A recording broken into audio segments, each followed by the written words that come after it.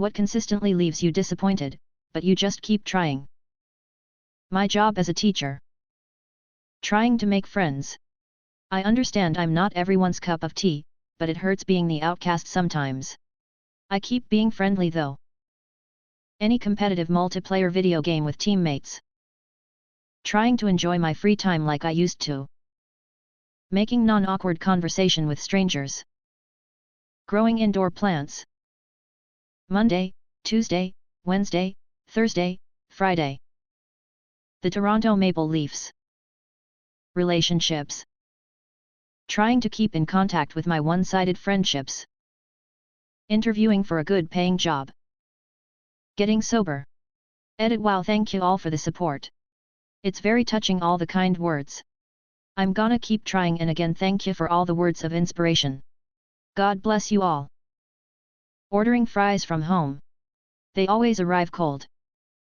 Tinder. My 24-year-old daughter.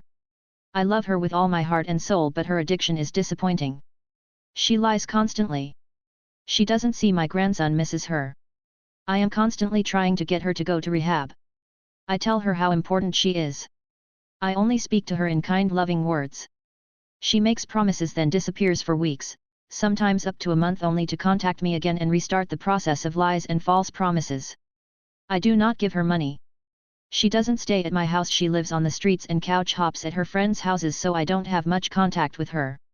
She knows I don't approve of her lifestyle, but I also make sure she knows I love her. My younger daughter was murdered a few years ago. It devastated my family. On the 3-year anniversary of my younger daughter's death, my older daughter fell into addiction. What are some crazy World War II facts you know? The story of the Gring brothers is mind-blowing. I can't believe Hollywood hasn't made a movie about it. Hermann Gring was a high-ranking Nazi Party member.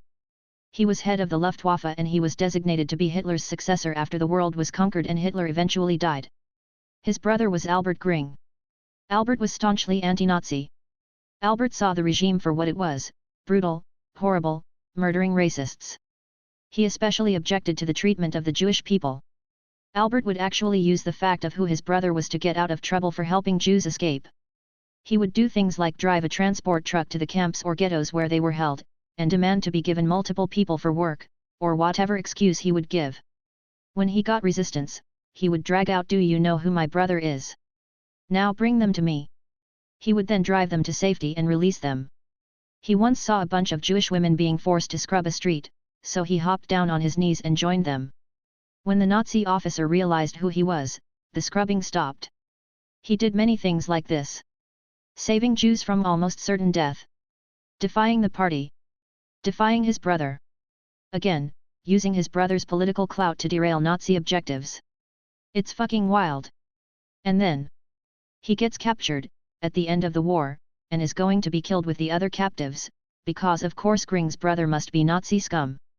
By sheer dumb luck, a person in charge of processing his termination paperwork was a Jew he saved. That person spoke up, and many others did, and he was set free. It's a fucking crazy story. It's documented in a book called Gring and Gring, although I think they adopted the spelling Goering for the book. Not sure of the difference. If anyone speaks German, enlighten me please. The Soviet 13th Guards Rifle Division, one of the units in the Battle of Stalingrad, suffered 30% killed in the first day of fighting. Just 320 of the original 10,000 soldiers survived the entire battle. Tsutomu Yamaguchi was on a work trip to Hiroshima when the atom bomb went off. He then returned to his job/home in Nagasaki and was describing the blast to his unbelieving boss when the Nagasaki bomb went off. He survived both atom bombings. Only about 4% of Londoners used the tube stations for bomb shelters in the Blitz. About 40% used Anderson shelters under their back gardens or cage-like shelters in their homes. The rest stayed in their usual bedrooms and hoped for the best. My grandfather fought in France in WW2 for the US. During a battle, a girl was shot and killed.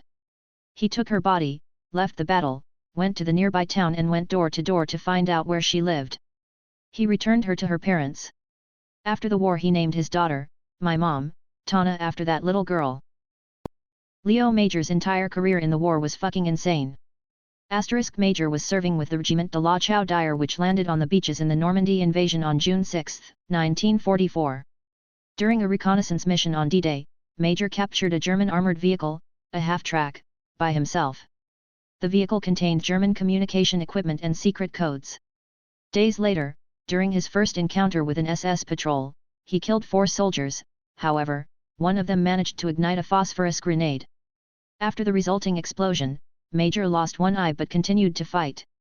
He continued his service as a scout and a sniper by insisting he needed only one eye to sight his weapon. According to him, he looked like a pirate. Major single-handedly captured 93 German soldiers during the Battle of the Scheldt in Zeeland in the southern Netherlands. During a reconnaissance, while alone, Major found shelter in a house from the rain and the cold. While there, he spotted 2 German soldiers walking along a dike. He captured the first German and attempted to use him as bait so he could capture the other. The second attempted to use his gun, but Major quickly killed him. He went on to capture their commanding officer and forced him to surrender. The German garrison surrendered themselves after 3 more were shot dead by Major. In a nearby village, SS troops who witnessed German soldiers being escorted by a Canadian soldier shot at their own soldiers, killing 7 and injuring some others. Major disregarded the enemy fire and kept escorting his prisoners to the Canadian front line.